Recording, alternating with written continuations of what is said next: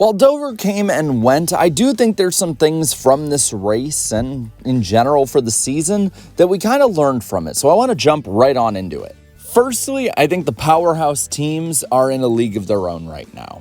Dover, to me, is a good litmus test on which teams are able to adapt and do well, and when you had no on-track time, when you had no testing for the new tire, and when you have a track as difficult as Dover with this car, the fact that the best 8 out there were the 4 Hendrick and 4 Gibbs cars together is pretty evident of who has it all figured out the most. All 8 at different points were top 3 cars.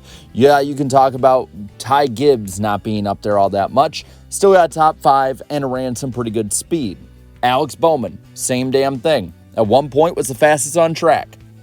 Of course, Chase Elliott, William Byron, Kyle Larson, they were all some of the fastest out there.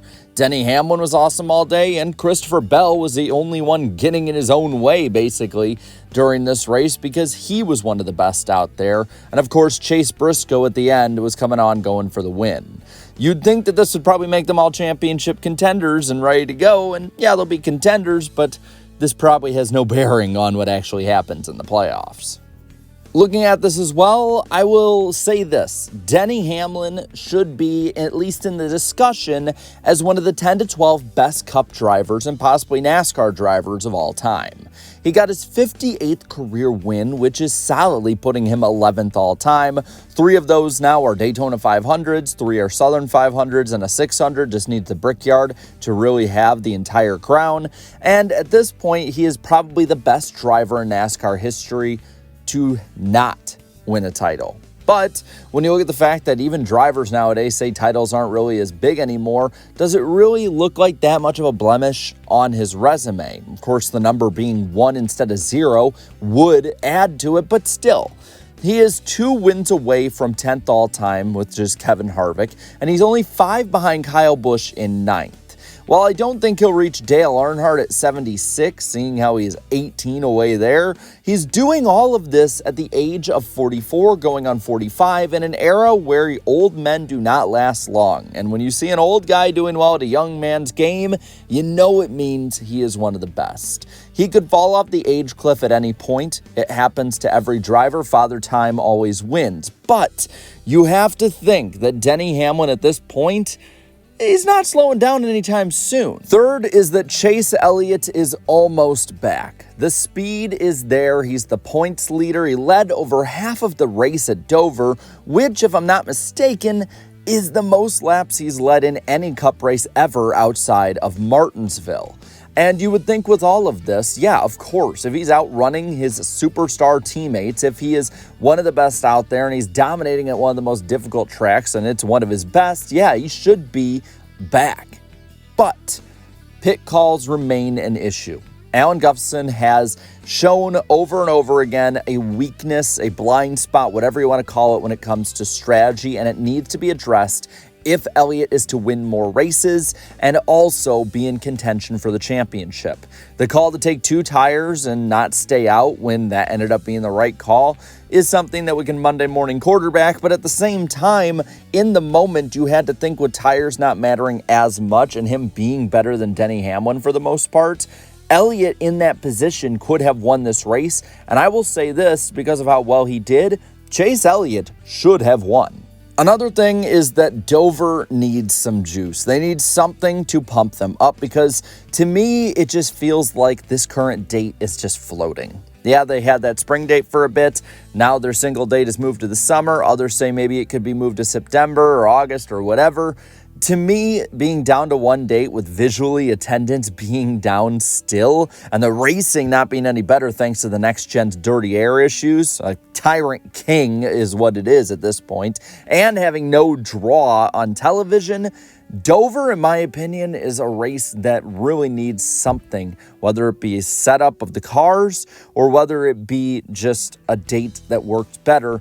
One way or another, they have to figure something out. Because to be honest, with how Dover has floundered over the years, it would not in any way be a surprise if it's not on Ben Kennedy's 2031 mock-up and is taken off at some point. Another big thing is that NASCAR, when it's allowed to, will do anything to finish a race and get it in. Yeah, we had that Coke 600 that ended due to humidity, but it feels ages ago. And it's really the outlier, and more thanks to Fox than honestly NASCAR. After a 56-minute delay, NASCAR got the finish in. Yes, they delayed for 56 minutes during rain, drying, and all of that to get the last 14, then turn 21 laps of this race in, giving the fans at the track and on TV a finish to watch after basically spending 3.5 hours waiting. And it fits what NASCAR has done time and time again, and they should get credit for that. While on the TV side, TNT should be thanked for allowing NASCAR to do that and having flexibility, it is painfully obvious that TNT is painfully mediocre. The broadcast has tons of issues, whether it be sound 1 week, camera angles, JJ Yeley being put in place of Shane Van Gisbergen on the starting grid, as well as a lot of different things like that. These are not, in my opinion, completely broadcast breaking. They're nothing that's too awful, but it's enough that it builds up over time. They have great talent too. That's the part that's so frustrating about it. They have great talent in the booth, in the pits, and a lot of what they do in the pre-race. And this masks it a bit, but TNT, if they're not able to actually fix with Turner what's going on, will never reach prime, probably never will being on TV, but not even the ability to get to where NBC is at. But they will never stoop as low as Fox either. Again, after following up something as great as Prime, it is painful how mediocre TNT is with their broadcasting. And the last point, and I think it's been building up for weeks, but I've noticed it in the responses on social media, is I don't think the in-season challenge is going to stick, which to me sucks, because I know a lot of you disagree, but I like it. I'm not really super invested in it in the sense that I'm watching every single battle every single week between them in the bracket, but it's something really fun. It's harmless to the racing itself, and it shines a light on drivers that probably otherwise wouldn't. Look at Ty Dillon, who's seemingly become the breakout star of the summer by running 17th to 28th every race. Fans just don't really see it, though, as something that's worth putting time in. And I've noticed a lot have really started picking it apart, which probably sounds rich coming from me saying that it's probably not something people should do. But in general, that's the sentiment that's been growing. So now with that, I want to ask, what did you like and dislike from Dover? And sound off, go off in the chat. I want to know what you guys are thinking heading into the week.